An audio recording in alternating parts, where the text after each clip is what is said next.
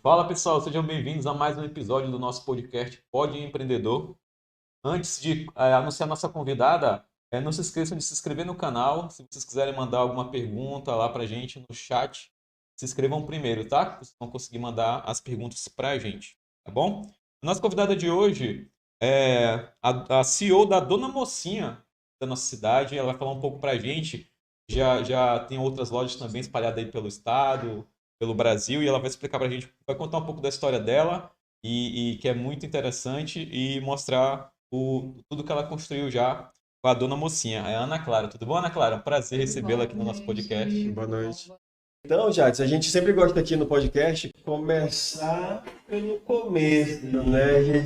Então, eu sou nascida em Rondônia, Uhum. mas minha família é nordestina.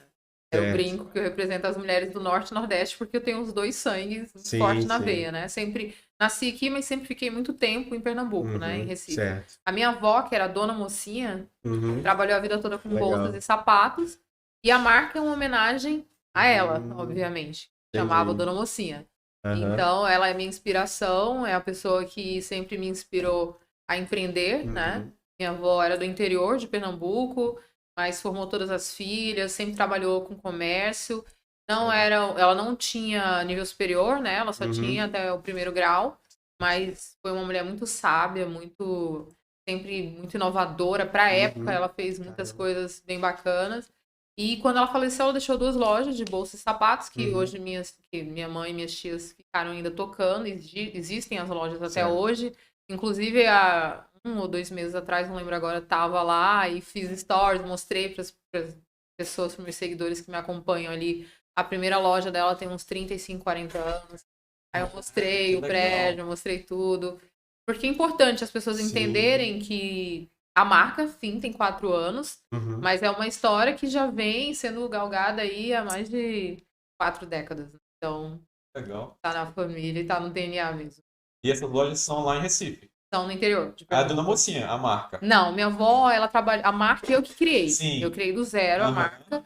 A minha avó, ela trabalhou com Arezo, com o grupo Arezo. Ah, tá Ela legal. foi uma das primeiras franqueadas da Sim. Arezo. Na época, a Arezo Uhum. nem vendia franquias quando minha avó conheceu e acreditou na marca. Entendi. Então, por isso que eu falo que ela foi uma mulher muito Que inovadora e muito à legal. frente do tempo dela. Porque, por mais que ela não tivesse tanto estudo para época, ela realmente fez coisas que hoje está na moda, essa questão de empoderamento feminino, Sim, sim. preocupação com várias coisas que eu vejo que ela já fazia há muito tempo. E querendo, de alguma forma, eu acho que eu fui até educada para estar onde eu estou, Uhum. né? Quando eu era criança, eu brincava com as caixas, brincava no estoque. Depois, quando eu fiquei adolescente, eu já fazia showroom, já ia no showroom com ela, Uhum. escolher coleção. Que é tudo que eu faço hoje. Entendi. Então, eu vim já com essa história. Então, eu até brinco, eu sou a CEO que fui de estoquista, vendedora até ser CEO. Então, eu passei meio que todos os processos com ela. E ela realmente foi a minha inspiração, é minha inspiração. Por isso que a marca chama-se Dona Mon. Então, meus pais são funcionários públicos. Então, a questão do empreendedorismo eu vivi com a minha avó mesmo, né? Na Caramba. veia, né? Vamos dizer Aham. assim. Mas eu sou formada em Direito, que era o Aham. sonho da minha mãe, né? Entrei muito novinha também na faculdade, me formei super nova, com 20 anos. Aham. Só que eu já sabia que não era aquilo que eu queria, não era, mas eu fiz porque era um sonho também. Enfim, a gente acaba. Eu sempre fui uma filha muito obediente nesse sentido, porque eu fui a única neta mulher, só eu e meu irmão. Minhas tias não casaram, não tiveram filhos. Então, de Uhum. alguma forma, tudo que minha avó e Foi minhas o tias peso, né? projetaram, Em isso cima de foi em cima de vocês. mim. Legal. Caramba. Então, eu sempre tive muita responsabilidade, sempre tentei ser muito obediente, sempre tentei Aham. fazer tudo no No script, né? script, né? E era o sonho da minha mãe que eu fizesse direito, só tinha duas opções, ou medicina ou direito. Uhum. Aí o que é mais rápido de Vai terminar? ser doutora de algum jeito. Eu falei, o que é mais rápido de terminar? E fiz direito. Aham. E, enfim, mas já sabia que não era aquilo que eu queria, eu já sabia o que eu queria desde bem nova. E antes da Dona Mocinha, trabalhei com outras formas, né, de Uhum. empreender, mas sempre dentro do design e da moda. Sempre foi minha área, design e moda. Legal. Em nenhum momento tu atuou na área de direito. Não, Nem está, formei, eu fiz estagiou. estágio, porque Isso, que era era obrigatório. obrigatório, Aham. né? E aí, depois de formada, ainda trabalhei 1 ano e meio na área. Todo mundo da sala ali achava que eu ia prosseguir, continuar. Minha mãe queria muito que eu fizesse um concurso para Uhum. promotora, juíza, mas nunca nem fiz nenhum concurso, nem parecido. E porque eu sempre me dediquei muito, mas eu estudava bastante, porque era pra me terminar logo. Não era porque eu queria ser boa naquilo. Mas eu realmente queria me livrar, vamos dizer assim. Tanto que a faculdade de Direito são 5 anos, eu me formei em 4 anos e meio. Eu fui adiantando logo matéria pra sair da faculdade. Na época, na faculdade, foi a primeira a me formar em 4 anos e meio.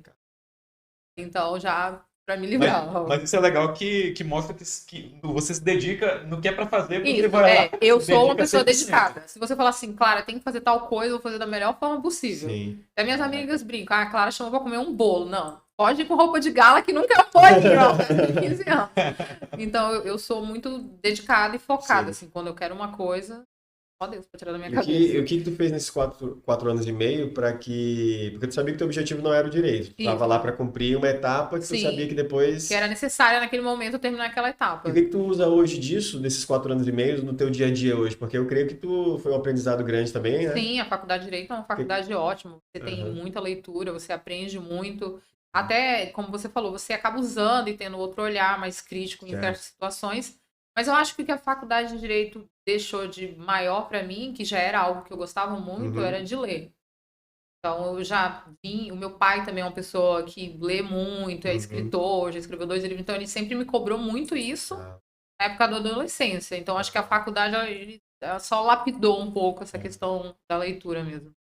Então, a gente percebe aí que tu tem essa origem empreendedora, né, na veia. Pegou da tua avó e dos teus pais aquela questão mais burocrática de proteção, né? Isso. Tipo, não, meu filho faz um concurso porque é mais seguro, justamente. né? Empreender é mais complicado, mas aí que tá a questão, porque assim, independentemente disso, tu seguiu o teu sonho, que era empreender, mesmo que fosse uma coisa mais difícil. Sim. E aí, a gente inclusive entrevistou o João aqui, que foi um dos nossos primeiros convidados, né? E ele falava que essa questão de empreender é meio que natural, tipo, cada um já tem aquele perfil, né? Sim. E tu acha que tu já traz esse perfil de empreendedora mesmo? Eu acho que eu já vim com esse perfil, muito, eu brinco do DNA, porque a gente fala assim, realmente tem coisas que o DNA ele grita, né? Sim. E todo mundo fala que eu sou minha avó melhorada, né? Porque é mais estudada, mais tecnológica. Então, eu, de alguma forma, eu puxei muita coisa já dela, mas lapidada e dos dias atuais, vamos dizer assim. Mas eu acho que realmente o empreendedor ele já vem com um certo perfil. Tem coisas que realmente só quem gosta muito e quer pra ficar. Né? Porque mais nessa questão que é hoje Dona Mocinha, criar marca é um timeline do zero. Sim, do zero. Mas eu sempre gostei muito de branding. Também tem diferença, porque tem empresário e tem empreendedor. Certo. Tem essa diferença. Sim. Eu trabalhei, quando eu me formei, eu desenhava joias, também vendia. Foi o meu primeiro empreendimento, vamos dizer assim. Certo. Era informal, obviamente, mas eu fazia ali, desenhava e vendia joias. Eu gostava muito, gosto muito de joia. Então, foi minha primeira vez empreendedora, foi mexer ali com design de joias. Aí, acho que depois de uns 3, 4 anos, comprei uma loja de móveis planejados. Essa loja, eu comprei ela com um faturamento super pequeno, uma loja que já estava praticamente quebrando. E eu transformei ela, fiquei 10 anos, né? Transformei ela numa das maiores indústrias do norte de móveis planejados. Então, já era design de móveis. Já fui para a área do design, mas de móveis. Né? Mas tu desenhava também? Não, eu tinha arquitetas e tinha estagiários que faziam, mas eu supervisionava os projetos. Entendi. Fiz cursos, fui pra fora, fiz Feira de Milão, várias coisas, mas sempre voltado pro design, né? Entendi. Aí de móveis. Eu fiquei 10 anos com a Criato. A Criato Design foi uma fábrica muito grande no norte. Você conhece? Muita gente conhece. Todo mundo conhecia a Criato, né? Sim. Então a Criato ficou na minha mão 10 anos. Legal. Então, a Criato foi uma escola muito grande para mim, porque eu comecei muito novinha, tinha 23 anos quando eu comecei a Criato, e 22 para 23 anos, super nova, e assim, a gente cresceu muito, mas a gente também pegou um boom muito grande, foi a época das hidrelétricas aqui, ali 2012, realmente foi aí que eu comecei a, de fato, ter faturamentos altos. Aquecido, né, os imóveis naquela época. Nossa, saiu tudo ao mesmo tempo, saiu aquele Águas, Brisas... Nossa, tudo ao mesmo tempo, reserva do bosque. Sim. A gente escolhia, na verdade, o projeto naquela época. E era tanta demanda que a gente não conseguia atender. Era muito, então, assim, a gente cresceu muito rápido, teve um boom muito grande, e eu acho que muito nova ali também, a gente ganhou muito dinheiro muito cedo. E nós fez os novos milionários aí, né? Eu sempre brinco, quem trabalhou aquela época pesado, ganhou dinheiro. Até o pipoqueiro ganhou dinheiro ali naquela época aqui em Rondônia, porque assim... Rolou muita grana. Né? Aqueceu muito. Ali, De 2011 a 2013, era muita grana que passava aqui. Muita grana. Em todos os setores, não digo, mas realmente da construção civil, que envolve os móveis, né, obviamente, foi um setor que realmente se deu bem nessa época, né? Então, assim, a gente pegou uma fase muito legal e foram 10 anos, né, com a Criato. Foi uma escola, a gente teve muito funcionário, a gente teve uma fábrica legal, então ficou muito grande. Só que eu acho que eu tinha a inocência e a inexperiência ainda. Não tinha né? maturidade. Não tinha maturidade que eu tenho hoje, obviamente, que se eu tivesse passado, ganhado e feito tudo que eu fiz, mas eu acho que assim, para pouca idade, para inexperiência e por tudo, eu acho que eu fiz bastante naquela etapa. Com certeza. A gente ficou 9 anos e 8 meses para criar. Quase 10 anos. E então, assim, não fala, mas deu errado. Não, deu super certo, né? Você ficou 10 anos com a empresa, deu muito certo, né? A gente fez um patrimônio e tudo, mas no final a gente teve que fechar. Por vários motivos, né? Então, já não estava mais aquecida a cidade, a gente investiu muito em maquinário, colocamos galpões, construímos galpões, então a gente tinha máquinas super caras e a demanda já não era em 2017 como era em 2012. Né? Foi caindo. Enfim, aí encerramos as operações ali em 2017. Então, esse aí foi meu segundo empreendimento. Primeiro foi da Joia, que foi uma coisa mais autônoma, mas uma coisa mais intimista e pessoal ali. Mas que também deu certo, porque eu desenhava, fazia legal e assim. E o lucro era muito bacana, porque como eu que desenhava, eu que co-criava, eu que produzia, eu vendia praticamente. Então você tinha um super lucro, mas era uma coisa que era pequena, não tinha como expandir, era uma coisa personalizada, autônoma, não tinha. Deu super certo, é uma coisa que eu amo, ainda faço, mas faço pra mim mesma. Algumas amigas ainda pedem alguma coisa, enfim, mas é uma coisa muito minha, isso. Certo. Então foi o meu primeiro. Aí o segundo foi a Criato, que ficou 10 anos. Foi uma coisa que me deu muita experiência. Então, quando eu fiz a primeira coleção da Dona Mocinha, que também era para começar super pequeno, quando eu comecei, eu falei, eu tinha um Instagram, que era o Instagram da Criato, e era um Instagram que na época tinha 5, 6 mil seguidores, que era muita coisa pra época, porque na época não existia sorteio, não existia comprar seguidor, nada que existe hoje, que você vê aquele número grande, que às vezes é mentira, não existia. Então, você ter na época 5, 6 mil seguidores orgânico, não tinha patrocinado, não tinha tráfego pago, então cara, 5 seguidores era muita coisa. Sim. Então, ali, o que eu fiz? Peguei o Instagram, até brinco, né? O maior bem que a Criato me deixou foi o Instagram. E eu também sempre gostei muito de marketing, então na época da Criato também já fazia coisas bem diferentes para a época. Hoje é normal blogueira, normal várias ações que para a época foi muito inovadora que eu fiz. Então tinha um Instagram legal, eu peguei esse Instagram e transformei ele no Instagram da Dona Mocinha. E aí a primeira coleção, eu trabalhei ela 100% online. A Dona Mocinha começou 100% online. E essa coleção eu coloquei no Instagram. Eu falei, vou começar uma coisa pequena, ver se as pessoas gostam, ver se vai ter saída, tudo mais. E aí eu faço uma segunda coleção. Eu falei, a coleção acho que vai ficar uns 2 meses.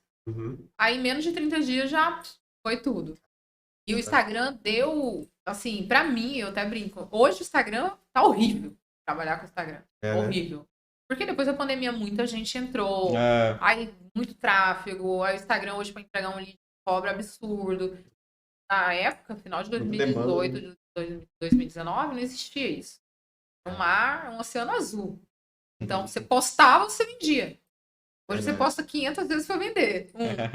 Mas antes, você fazia um post de qualquer jeito, dava uma conversão assim, ótima. E aí foi assim que eu comecei. Eu até falo, não posso nem falar mal do Instagram, porque foi assim que eu comecei. Sim. E ele me entregava muito.